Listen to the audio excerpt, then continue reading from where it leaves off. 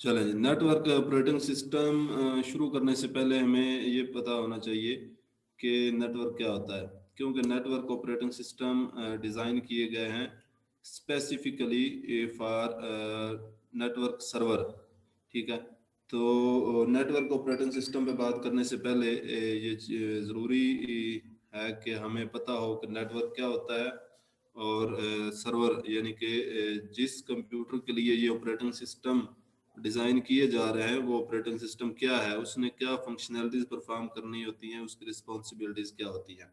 ठीक है, तो सबसे पहले तो आप लोगों ने जैसे नेटवर्क ऑपरेटिंग सिस्टम की बात आए तो आप लोगों के जहन में फौरन ये बात आनी चाहिए कि ये ऐसे ऑपरेटिंग सिस्टम है जो नेटवर्किंग के लिए डिज़ाइन किए गए हैं स्पेसिफिकली। ठीक है, इसी तरह से पीछे हमने पीसी ऑपरेटिंग सिस्टम पढ़े, तो पीसी ऑपरेटिंग सिस्टम वो ऑपरेटिंग सिस्टम थे जो स्पेसिफिकली आपके पर्सनल कंप्यूटर पे रन होने के लिए डिज़ाइन किए गए थे, जिनको हम डेस्कटॉप कंप्यूटर भी कह सकते हैं, पर्सनल कंप्यूटर भी कह सकते हैं। ठीक है, तो नेटवर्क ऑपरेटिंग सिस्टम डिज़ाइन किए गए हैं नेटवर्क सर्वर के ऊपर रन होने के लिए। तो सबसे पहले नेटवर्क क्या है? नेटवर्क का हमारे पास एक दो चैप्टर हैं बकायदा हमारे कोर्स में शामिल। मोस्ट प्रोबेबली ये ऑपरेटिंग सिस्टम का टॉपिक जो है ये फिनिश होने के बाद हम नेटवर्क ही शुरू करेंगे। तो डिटेल से तो हम वहीं पे बात करेंगे कि नेटवर्क क्या होता है और किस तरह से डिफरेंट नेटवर्क्स काम कर रहे होते हैं, लेकिन यहाँ पे सिर्फ एक अंडरस्टैंडिंग, आप लोगों की अंडरस्टैंडिंग के लिए बस ब्रीफली जो है वो नेटवर्क को थोड़ा सा डिस्क्राइब कर देते हैं। तो नेटवर्क नेटवर्क अगर आप इस लफ्ज़ के ऊपर गौर करें तो नेट मीन्स होता है जाल। जाल जो होता है डिफरेंट किस्म का जाल हो सकते हैं, वो भी जाल हो सकता है जिससे लोग शिकार करते हैं, और नेट हो सकते हैं जैसे ये वॉलीबॉल जब खेलते हैं तो वो कहते हैं नेट लगा लो जी, ये नेट लगा हुआ है बीच में। ठीक है, तो वो आप देखते हैं वो एक जाली सी बनी होती है। ठीक है, अब जाल किस तरह से बनता है? जाल बनाने के लिए उसके डिफरेंट जो नोड्स हैं, जो कोने हैं, ठीक है, उनको आपस में मिलाया जाता है।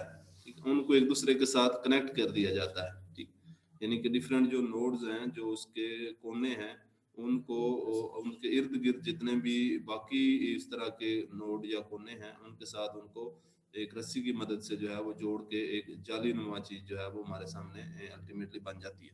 यानी कि नेटवर्क को अगर इस तरह इस पर्पस इस लिहाज से भी देखें, यानी कि इसके मीनिंग के लिहाज से भी देखें, तो ये कोई ऐसी चीज है जिसमें चीजें एक दूसरे के साथ जुड़ी होती हैं। ठीक है, जोड़ के कोई एक चीज बना रही होती हैं। ठीक है, तो ये तो इन जनरल नेटवर्क का मफहूम हो गया कि नेटवर्क क्या होता है। लेकिन जब कंप्यूटर के कॉन्टेक्स्ट में, कंप्यूटर साइंस की फील्ड के लिहाज से इसको देखें तो इसका मतलब ये होता है कि नेटवर्क दो या दो से ज्यादा कंप्यूटर डिवाइसेस का आप एक दूसरे के साथ जुड़े होना, उसको नेटवर्क कहते हैं। अब उस जुड़े होने का मकसद क्या होता है?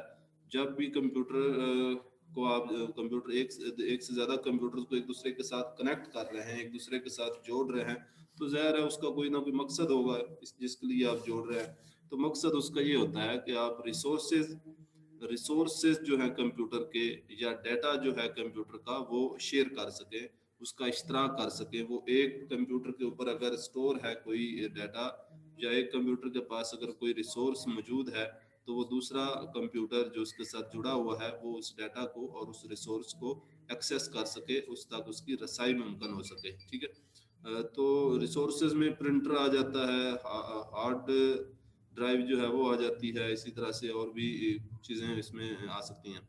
ठीक है, तो हार्ड डिस्क यानी हार्ड डिस्क या हार्ड ड्राइव या मेमोरी को अगर आप एक से ज़्यादा कंप्यूटर के साथ इश्तराक कर रहे हैं, तो इसका मतलब ये है कि कोई दूसरा कंप्यूटर जो इस कंप्यूटर के साथ कनेक्टेड है, वो इस कंप्यूटर यानी जो मेन कंप्यूटर है उसके ऊपर अपना डाटा भी स्टोर कर सके। ठीक, इसमें एक सादा सी अगर एग्जांपल है तो जैसे आप गूगल ड्राइव में चीज़ें सेव करते हैं, तो गूगल ड्राइव दरअसल एक सर्वर ही है गूगल वालों का। वहाँ पे आप अपनी चीज़ें जो है वो स्टोर कर देते हैं और वो वहीं पे पड़ी रहती हैं।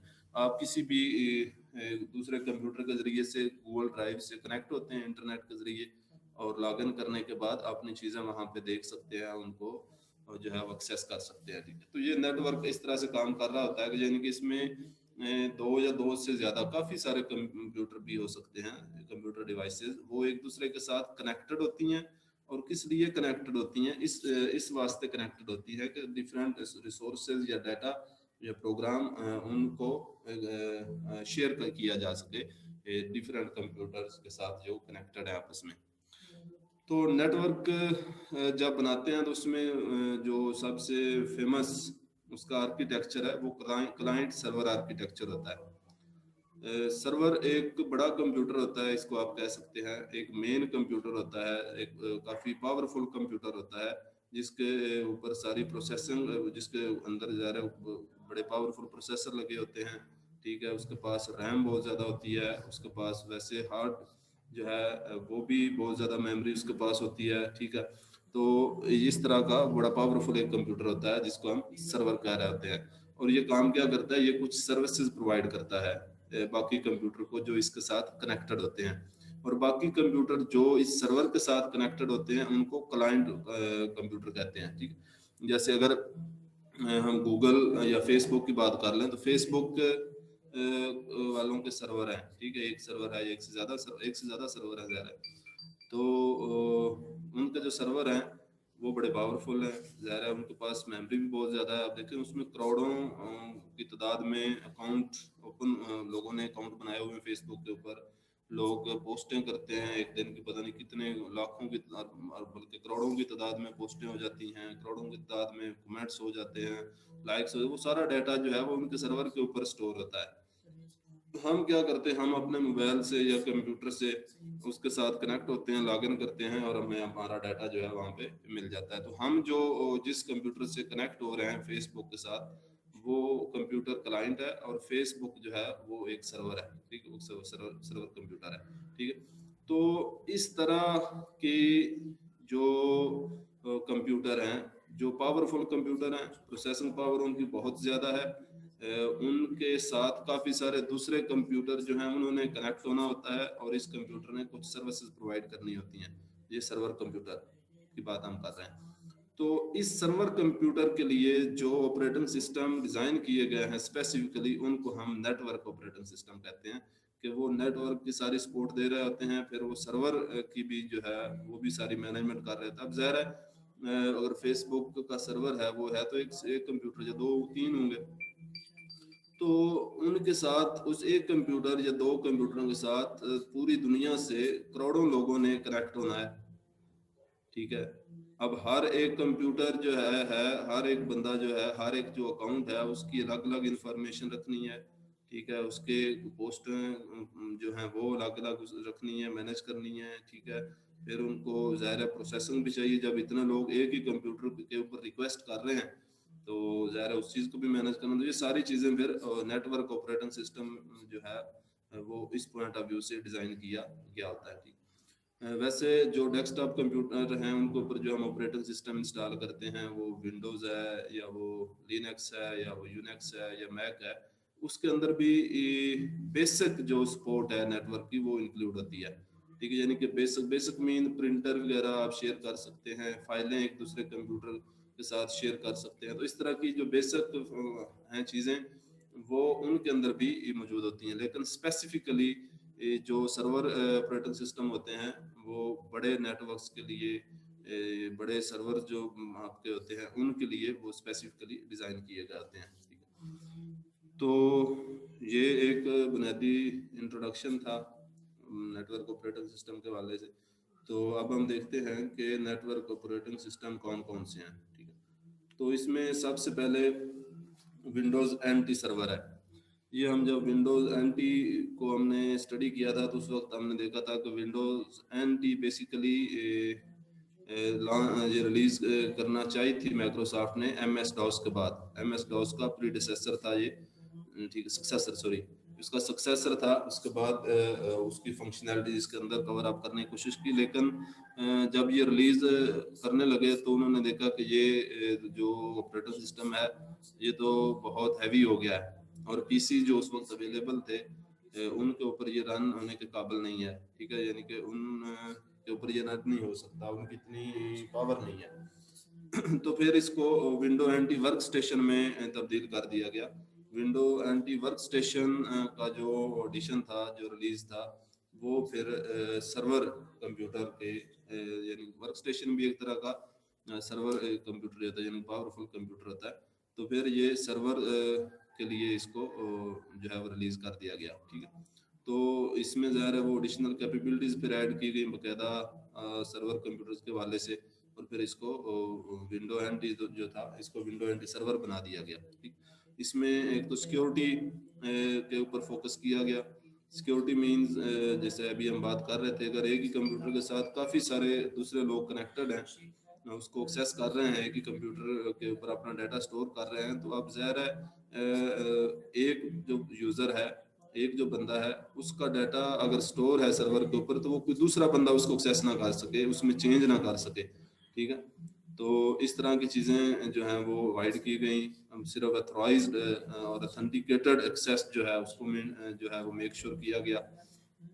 फिर दूसरा डाटा रिडंडेंसी था। डाटा रिडंडेंसी का मतलब ये होता है कि एक ही डाटा को एक से ज़्यादा जगह पे स्टोर कर लेना, ठीक है। तो विंडो एंटी सर्वर जो था इसने ये एक ही डाटा को एक से ज़्यादा जगह पे मैनेज कर रहा होता था, इसलिए कि अगर एक जगह से डाटा करप्ट हो जाता है, डाटा जो है वो लॉस हो जाता है या डाटा डैमेज हो जाता है, तो आपके पास दूसरी जगह पे वो डाटा मौजूद हो, ठीक है। तो ये विंडो एंटीज जो है माइक्रोसॉफ्ट वालों ने सबसे पहले सर्वर जो रिलीज किया था, सर्वर ऑपरेटिंग सिस्टम, वो विंडोज एंटी था। इसके बाद फिर विंडोज 2000 सर्वर जो है वो आया, ठीक है। विंडोज 2000 हमने पीसी के लिए भी पढ़ा, वहां पे हमने देखा था कि इसके 4 रिलीज हुए हैं, ये 4 प्रोडक्ट्स की फॉर्म में था। उनमें से एक प्रोडक्ट जो थी वो डेस्कटॉप कंप्यूटर या पीसी कंप्यूटर के लिए थी, बाकी 3 जो थी वो सर्वर कंप्यूटर के लिए थी, ठीक। और ये 2000 में रिलीज हुआ, ठीक है। इसकी विंडोज 2000 सर्वर की 3 प्रोडक्ट्स हैं, ठीक है। उनमें सर्वर स्टैंडर्ड एडिशन है। सर्वर स्टैंडर्ड एडिशन जो है ये छोटे सर्वर के लिए, यानी आप कह सकते हैं कि छोटे कोई ऑफिस है वहाँ पे सर्वर मैनेजमेंट आपने करनी है, या स्मॉल बिजनेसेस हैं, या यानी कि ये लेस पावरफुल है बाकियों से जो सर्वर स्टैंडर्ड एडिशन है। फिर इसके बाद एडवांस्ड सर्वर एडिशन था। एडवांस सर्वर एडिशन जो था वो पावरफुल था सर्वर एडिशन स्टैंडर्ड एडिशन के निस्बत, और डाटा सेंटर सर्वर एडिशन जो था वो इन सबसे पावरफुल सर्वर ऑपरेटिंग सिस्टम था, ठीक है। ये 3 प्रोडक्ट्स जो हैं ये विंडोज 2000 सर्वर की मार्केट में आई, और इसकी जो सबसे बड़ी एडवांटेज जो था वो ये था कि it can store and manage large amount of data. ये बहुत ज़्यादा जो डाटा की अमाउंट थी उसको स्टोर करने की और उसको मैनेज करने की जो है वो सलाहियत रखता था, और नेटवर्क रिसोर्सेज को भी इसी तरह से बहुत ज़्यादा नेटवर्क रिसोर्सेज जो हैं उनको एक ही वक्त में मैनेज भी कर सकता था। तो ये विंडोज़ 2000 सर्वर। इसके बाद फिर विंडोज़ ने माइक्रोसॉफ्ट वालों ने विंडोज़ 2000 के बाद उसका फिर एक सक्सेसर वर्जन उसी जो विंडोज 2000 था उसमें मॉडिफिकेशन की, उसमें उन्होंने मज़ीद जो है वो उसकी फंक्शनैलिटीज़ बढ़ाई, उसमें कैपेबिलिटीज़ बढ़ाई जो डिसएडवांटेज से थे उसके ऊपर काबू पाया, और जो आप कह लें कि एक ज़्यादा स्टेबल वर्जन जो है वो 2000 अप्रैल 2003 में रिलीज़ किया, जिसको विंडोज़ सर्वर 2003 का नाम दिया गया, ठीक है। इसके भी उसी तरह से 2 एडिशन थे। एक स्टैंडर्ड एडिशन था। स्टैंडर्ड एडिशन अगेन वो less powerful and designed for small networks, whereas data center edition very powerful and designed for big networks। इसका जो इंटरफेस था वो विंडोज एक्सपी से मिलता जुलता था, उसी की तरह का था, ठीक है।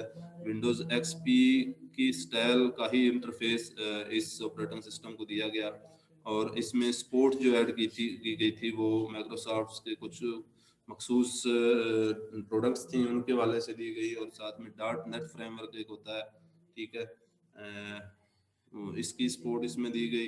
वेब एप्लीकेशन इसके ऊपर आप रन कर सकते थे, ठीक है।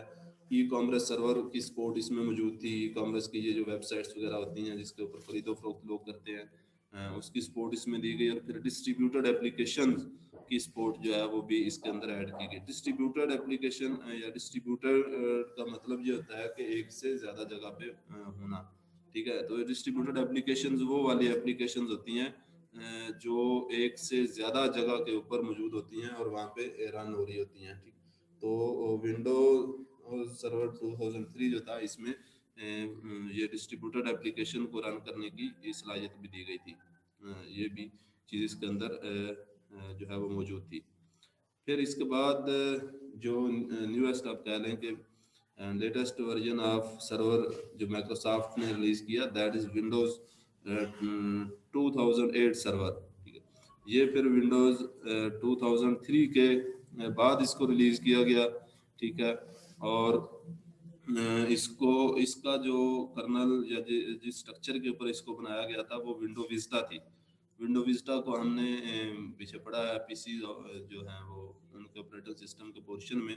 तो विंडोज़ 2000 सर्वर को विंडोज़ विस्टा ही की चीज़ों को आगे एक्सटेंड करके इसको सर्वर वाली चीज़ें जो है वो इसके अंदर जो कह लें कि वो प्रोवाइड की गई थी, ठीक है। इसमें उन्होंने जो ज़्यादा जिसके ऊपर फोकस किया गया था वो था reliability and flexibility of server environment, के सर्वर इन्वायरमेंट के अंदर फ्लेक्सिबिलिटी और रिलायबिलिटी ये दो चीज़ें जो हैं इनको इंक्रीज किया गया था, ठीक है। और इसके अलावा काफ़ी सारे इंटरेस्टिंग फीचर और कुछ टूल जो हैं वो भी प्रोवाइड किए गए थे, ठीक है।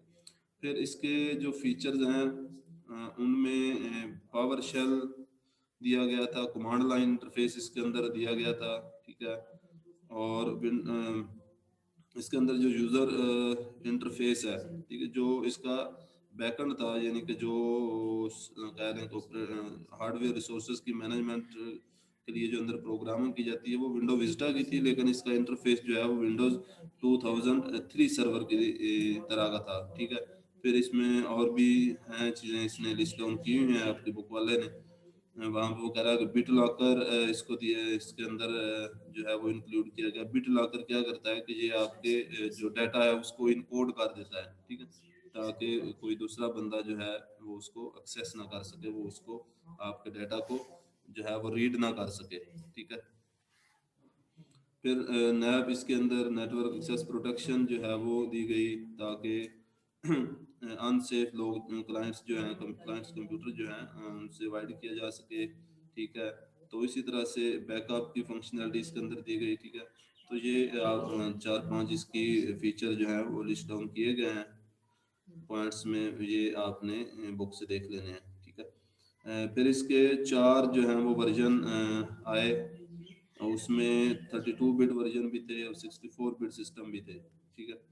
इसमें विंडोज सर्वर 2008 स्टैंडर्ड एडिशन था, ठीक है। फिर enterprise edition, data centre edition, और फिर इसका एक वेब सर्वर एडिशन भी था, ठीक है। ये चार एडिशन इसके स्पेसिफिकली जो है वो रिलीज किए गए। इसमें ज़ाहिर है वो आगे फिर इनकी जो कह लें कि वर्किंग या इसके अंदर जो इसके जो रिसोर्सेज हैं मैनेज करने की जो सलाहियत है वो डिफरेंट थी हर एक एडिशन की। स्टैंडर्ड जो है इसमें ये 4 GB रैम को सपोर्ट करता था, ठीक है। और 32 बिट वर्जन में, और अगर 64 बिट वर्जन की बात की जाए तो ये 32 बिट रैम को जो है वो सपोर्ट करता था, ठीक है। फिर इसी तरह से जो इंटरप्राइज एडिशन था इसका वो 64 GB रैम 32 बिट वर्जन में करता था, और 2 TB टेराबाइट रैम जो है वो 64 बिट वर्जन में सपोर्ट करता था। देखना रैम की इतनी मिकदार सर्वर के ऊपर होती है, टेराबाइट्स में ये मेजरमेंट चलेगी रैम की, हार्ड की नहीं। तो हमारे जो सिस्टम होते हैं आम उनके ऊपर रैम जो है वो 4 GB होती है या 8 GB होती है या 16 होती है, बस इतना ही है, इससे ज़्यादा तो मतलब कम ही देखने को मिलती है। तो सर्वर जो है वहाँ पे टेराबाइट्स में जो है ये चली जाती है रैम, इसलिए क्योंकि इसमें प्रोसेसिंग बहुत ज़्यादा करनी होती है। फिर डाटा सेंटर जो है उसकी इसी तरह से उसके भी हैं उस नंबर दिए हुए हैं यहाँ पे, और वेब सर्वर जो है उसके भी। तो ये आपने इनके नंबर जो है उनको भी याद करना है, ठीक है, कि कितने बिट्स का वर्जन जो है वो कितनी रैम को सपोर्ट करता था। तो इसके बाद ये विंडोज़ के यही हमारे पास हैं सर्वर ऑपरेटिंग सिस्टम। इसके बाद यूनेक्स लिनक्स वगैरह है, और एम्बेडेड सिस्टम एक चीज एक टॉपिक है। तो ये इंशाल्लाह नेक्स्ट लेक्चर में कंप्लीट हो जाएगा, ठीक है। आज का लेक्चर हम यहीं पे कंक्लूड कर रहे हैं, ख़त्म कर रहे हैं, ठीक है। अभी आपका अगर क्वेश्चन है